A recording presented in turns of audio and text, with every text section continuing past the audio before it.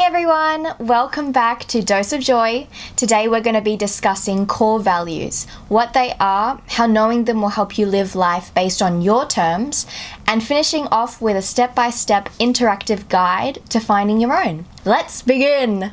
Of course, before talking about how great they are, we first have to know, what the heck are values? Values are essentially behaviors or actions that are incredibly important to ourselves and guide the choices that we make, whether we're aware of them or not. Because of this, it shapes our level of enjoyment in life and fulfillment. For example, values are things like authenticity, freedom, or health, and so on. There's a whole list of them, and we'll have a look at those when we do our interactive activity at the end. So I've mentioned it briefly, but why are values so important? The word value or values kept popping up in TED Talks that I watched or books that I read, and it wasn't actually until a class on exchange that I realized how important they were and where I discovered my own. 2 personal coaches came to our class to present, and they help people based on career struggles or personal hardships and really get them back on track. They emphasized that values are the principles by which we live. One of the biggest reasons for finding our own values is that it gives us the power to make choices that align with what we actually like. This leads to a more fulfilled and satisfied life that's true to ourselves. You might be wondering why you're not as happy as you'd like to be, or that you feel a bit off. And it could be that what you're doing is not aligned with what you actually value. For example, I found myself really dissatisfied with one of my past jobs, and I realized it's because my values for growth and freedom were not met. So once you know your values, it will be so much easier to make those choices, like whether to take that job offer, or start that new degree, or even stay in that relationship. And because of this improved decision making, it will also help us to prioritize and get rid of those distractions that steer us away from what we value. It can also help us plan what to do in a day. So if you realize you value creativity, you might want to spend your free time making art or experimenting with things instead of doing something consumption-based like watching Netflix, for example. And if you find what you're doing right now doesn't align with your values, I'm not in any way telling you to do something like this. Greg, I quit.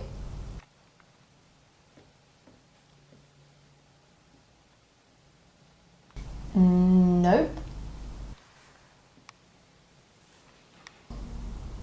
Nope.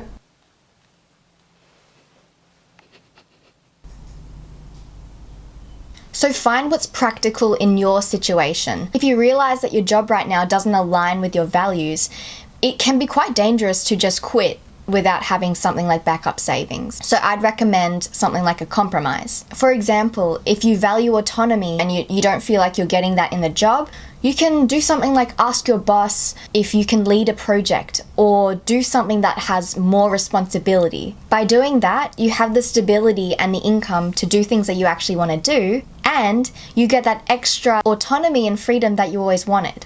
And importantly, everything I suggest here is based on long-term progress. If you find yourself doing something that doesn't align with your values, like eating junk food when you value health and nutrition, that's okay. Don't beat yourself up. No one's perfect.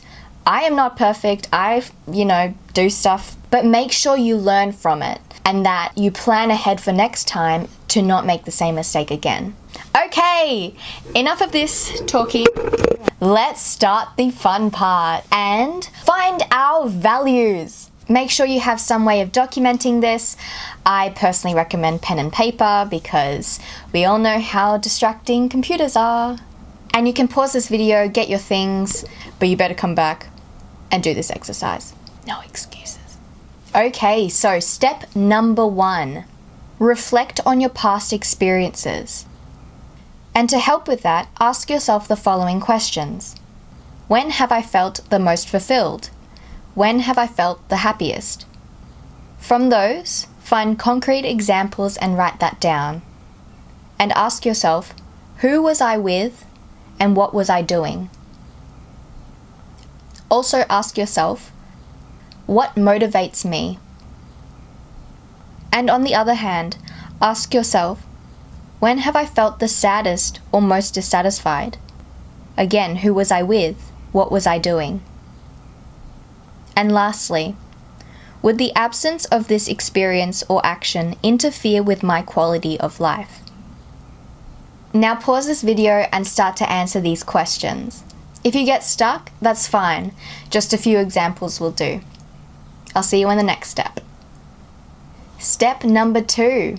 Now that you've reflected on your experiences, here's a table where I've just collated some of the big core values, and start to read through this list and pick out the ones that speak to you, and that also align with what you've answered in the previous question. I've also included insert your own value because of course this list is not the be-all or end-all, so you can add some yourself if you feel like they align with what you like. So while reading, just remember, be honest with yourself. While there are values you wish you valued more, be honest with what values you have currently. And also, no value is right or wrong to have. If you find yourself valuing success over love, that's fine. You're being honest with yourself, and that's what this activity is all about. Now pause this video and I'll see you in the next step. Step number 3. So if you're anything like me, you might have around 20 or so values that resonate with you right now. Because that's a lot of values to really focus on, a business coach, Scott Jeffrey, recommends chunking similar values into one core value. For example, if you have values of truth, honesty, and integrity, you can group them together to form the core value integrity. Feel free to pause, word synonym, whatever you need to, and play again when you're ready for the next step. Step number 4. So if you still have a lot of values and you can't really narrow it down, it might be time to prioritize. So Scott recommends the sweet spot to be around 5 to 10 values. Any more and it just gets confusing, any less and it doesn't really capture your life. So if you have more than 10, consider asking yourself these questions. What values can't I live without? Has there been past experiences to confirm this? Which of these values is absolutely essential to my life? So I personally know that if I'm told to shut up and sit in isolation, I just shrivel up and live a shit life. So for me, collaboration is a big one. Again, pause this video if you need. Step 5. So now look at the values that you have. These define how you want to behave and act in your life. Now let's put into practice and see how well you're living life true to your values. Scott has a great way of doing this, which is shown in this table. So create a table similar to this, where you rank yourself based on how well you're aligning what you're doing right now to your values, with 10 being you're 100% aligning your actions to this value. Then start to brainstorm how you can bring more of what makes you fulfilled into your daily life. What actions can you take to do this? Again, pause this video if you need. And something very important to remember, values aren't just something that you look at once and then never look at again. We're always changing. What we define as successful or fulfilling in our lives is always different. So I'd recommend redoing this exercise once every couple of months just to see whether the values you found last time still are the same now. I've also linked Scott's post down below because I think it's super useful for me and for all of you guys as well. I really hope you guys enjoyed today's video. Please comment below what you found your values to be, or even any other questions you asked yourself in order to find these. It'd definitely be helpful for all of us. Again, thanks for stopping by, and I'll see you in the next video. No, stay.